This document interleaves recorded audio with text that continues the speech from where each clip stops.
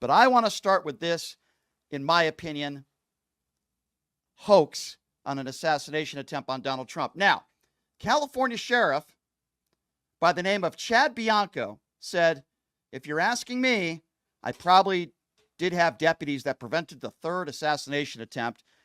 The man that they arrested is a man by the name of Vem Miller, a staunch right-wing conservative, a staunch Donald Trump supporter that was caught with some illegal guns and some passports and some fake VIP passes that he printed out to go to the Trump rally. Now, this guy is a complete tool. He came in studio. He's an election denier. He is your typical right-wing MAGA middle-aged white supporter that is a conspiracy theorist. But they released him on $5,000 bond a few hours later. That doesn't sound to me like somebody that was trying to harm the former president of the United States. And don't you find it interesting that this is another person that is on the far right, another Republican? It wasn't a Democrat. It wasn't an illegal immigrant. No, it was a middle-aged white guy that happened to be a staunch Donald Trump supporter. So this guy, Vem Miller, came in studio a few years ago because he ran for office. He lives here in Las Vegas. And in this clip, Vem Miller is blaming CNN for why Donald Trump lost the 2020 election. Have a listen to this. $1 billion worth of advertising against Donald Trump. So what? That doesn't mean there's voter fraud. I'm not talking about. I specifically took this out of the voter fraud topic. When I started my point, I said forget about one shred of voter fraud. What I'm talking about is when you have an entire mainstream media apparatus literally spending $1 trillion to get this guy out of office versus the $1 billion that he has in the bank that he's spending to stay in office. That to me is not a fair fight. They CNN, MSN, the network. They have the freedom to do that. They have the freedom to do that, but I think doesn't mean there's voter fraud. A lot of it was based on every candidate has the ability to advertise as much as they want. What does that have to do with voter fraud? Because you have a mainstream media apparatus that's what does supposed the media to have be, to do with voter fraud? Because they have to be. We're talking about felonies. They have a certain number of. You got to have a certain number of fair. You got to have a. That's not true. You think Fox News and OAN and Newsmax are fair? They kiss Trump's ass every single day. I don't hear you complaining about that. They don't have the audience. They don't have the audience. What are you talking about? CNN does. Oh, so now you're saying CNN has ratings? Because all I hear from Republicans is how CNN's ratings have been tanking. Trump talks about it. Now all of a sudden to fit your narrative, CNN has ratings. Okay, so complete idiot, right? I knew the first couple minutes I was interviewing this moron that he was a conspiracy theorist idiot, blaming CNN for why Donald Trump lost the 2020 election, which is ridiculous. Why would somebody want to harm the former president that is a staunch Donald Trump supporter? It doesn't make any sense to me. And this proves it on my show because, yes, Vem Miller on my show telling you right here that he's supporting Donald Trump over any Democrat. Listen to this. Support him, so I mean, how do you know I support him? If Donald Trump runs against any Democrat, who do you vote for? Depends on who. Well, I would pretty clearly vote for Donald Trump. Of course, that's actually something that there is no Democrat right now. Okay, so before gotcha. I knew you were going to answer it like that. So, which is fine. Before 2016, Donald Trump was complaining about how elections were rigged. Mm-hmm. Then he won in 2016, and for the next 3 years, I didn't hear any Republicans, including Donald Trump, talk about how there's election fraud. If you guys win in 2022, are you going to admit that you were wrong? You know, I would admit I'm wrong on an evidentiary basis, meaning I need to see the evidence because I have no idea what happened. So you need to see the evidence, yet you're claiming that Donald Trump won in 2020. Do you realize, with all due respect, do you realize how ridiculous? Did I say Donald Trump won in 2020? You're not willing to admit that Joe Biden won a free and fair election? I told you I went through the voter rolls here. They're a big mess. Are you willing to admit? And there's a lot of evidence coming out that raises serious questions about the 2020 election. Okay, complete buffoon.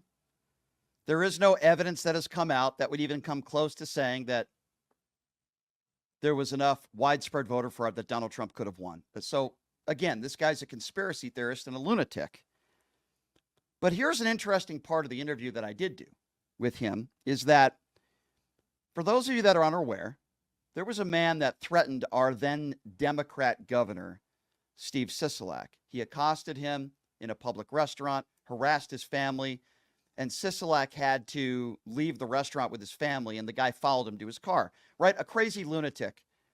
And this guy, Vem Miller, who was just arrested over the weekend, called this guy who harassed our Democrat governor at the time, Steve Sisolak, rad, rad meaning cool. And I asked him about this, and he seemed to defend this guy. I found that very interesting as well. I think when somebody like you, who's running for office, right, you're trying to become an elected official, you're involved in politics, says something like that, I think it could, not saying it would, but I think it could give power to other people that disagree with people to accost them in public. Whether you think it was a threat or not, we can, get into semantics, but he accosted the governor in public. I don't think we should be accosting anybody in public, Republican or Democrat. If you want to have a conversation with somebody, Governor, can I have a word with you? I disagree with you when it comes to blah, blah, blah, blah, blah. Hey, I'm here with my family. Right now is not the time. I'll happy have a conversation with you outside or something. Or maybe he doesn't want to. That's his right. I just think I don't think there's anything rad about this guy's behavior. I think he's a moron. I think he's a disgrace. I don't think he's extremely intelligent based on the things he says with zero evidence to back up his opinions. I mean, I agree with you on certain things. I think that like him in regards to how far he went with that moment, that's not the way I would have handled it. But I still do commend him for having his voice be heard, because what he represented, Justin, in that moment is the frustration of millions of Americans right now. And I don't think these are like crazy people. I don't think. So he is defending this guy. He commended him for accosting our former Democratic governor. Let me be very clear on who this guy is. He's a tool. Anybody that would make fake Trump VIP passes to get access is a tool. That's who this guy is. He's a right-wing conspiracy theorist, and he's a tool. Now, if he had some illegal guns, which clearly he had in the back of his car, that's a very serious crime. But if this was an attempt on the former president's life, which, by the way, it wasn't, the guy was released on $5,000 bond a few hours later. And this California sheriff is an embarrassment. For him to go out in front of the press and to say that he believed that his deputies prevented a third assassination attempt is absurd. And there was no retraction. This was not an assassination attempt. This was an idiot, okay? Van Miller is an idiot. He's a tool who had fake VIP passes, who's a huge Donald Trump supporter, your typical middle-aged white guy who happens to support Trump, who loves his guns and loves his conspiracy theories. He is a tool, but he's not a murderer, and he's not an attempted murderer, and this was not an attempted assassination on the former president of the United States. That California sheriff should be fired. And then you have all these conspiracy theorists all over Twitter saying, oh my God, a third assassination attempt. They're trying to kill the former president. No, they are not. Let me tell you who is. A 20-year-old Republican from a staunch Republican family tried to assassinate the former president of the United States, and he was killed. That was an assassination attempt by a Republican. The second assassination attempt, a guy who once voted for Donald Trump in 2016 and was a Vivek Ramaswamy fan. No shots were fired. I'm willing to say that, yes, he was probably trying to get at the president, former president. I'm willing to say that. Not a Democrat, not an immigrant, another middle-aged white guy who is a Republican. And this situation over the weekend was not an assassination attempt. In fact, it wasn't even close. And this California sheriff should be ashamed of himself. Yes, I'll give you this. This guy, Van Miller, is an idiot. He's a tool. And yes, he had illegal guns. I find that, very serious. Do I think it was like an inside job, a hoax? I don't know if I'm willing to go that route, at least not yet. But why would the sheriff say that he feels like this was probably an assassination attempt, and then hours later they release him on $5,000 bond? Folks, does that make any sense to any of you? No, makes no sense to me at all. The guy's out already. He already put out a statement. He already said he was never trying to harm anybody, and it was normal for him to carry guns in the back of his car because he's your typical right-wing conspiracy theorist nut, your typical angry white guy. And this is the same guy who made anti-Semitic comments about me on social media. I posted some of those comments on my social media page. I had to block him on social media. After we did our interview and after I embarrassed him, he took to social media and he made anti-Semitic statements about me. I had to block him. I posted some of those statements. This guy's a lunatic. He's crazy. He's a right-wing nut. People like this probably shouldn't have their hands on weapons to begin with, but I do not believe, and there is no evidence to suggest that somehow this guy was trying to kill the former president of the United States. That California sheriff is an absolute embarrassment. This guy, Ben Miller, should not be allowed to carry guns. He's a nut job, but I don't believe he was there, at least not there to cause the former president any harm. I do believe him when he says that, and then all these people are going with it on right-wing media. It is a joke. It is an absolute joke. Yes, there are crazy people out there.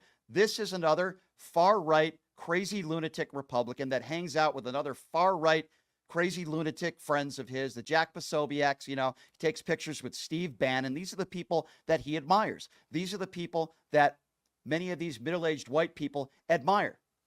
And while all that was going on, Donald Trump's campaign paid this bus company to bus in all these Trump supporters at Coachella. But there was one problem. They didn't fork the bill for this bus company to pick them up. Many in the aftermath after this attended rally, describing it as chaos. They had a 2-hour walk, sometimes more, 93 degrees outside through the desert, through a back parking lot. They had no water. They had no food. They had no restrooms. Why? Because the Trump campaign decided not to fork up the bill to bus these people back to where they came from. They were stranded in the California desert, ladies and gentlemen, thanks to Donald Trump. This is the way this guy does business. And the rally was held, of course, at this outdoor venue where temperatures during the day soared over 100 degrees.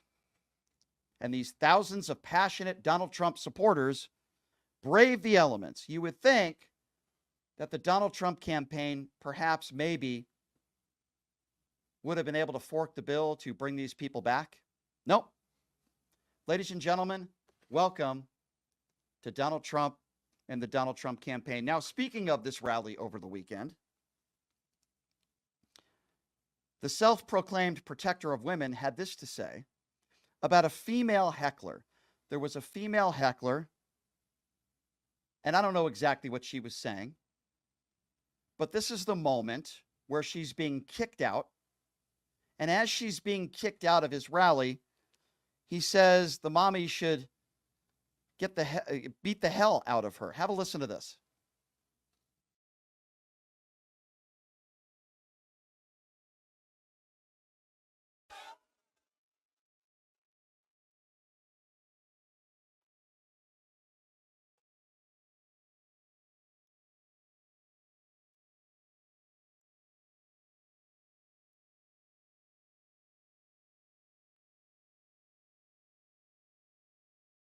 Back home to mommy. She goes back home to mommy.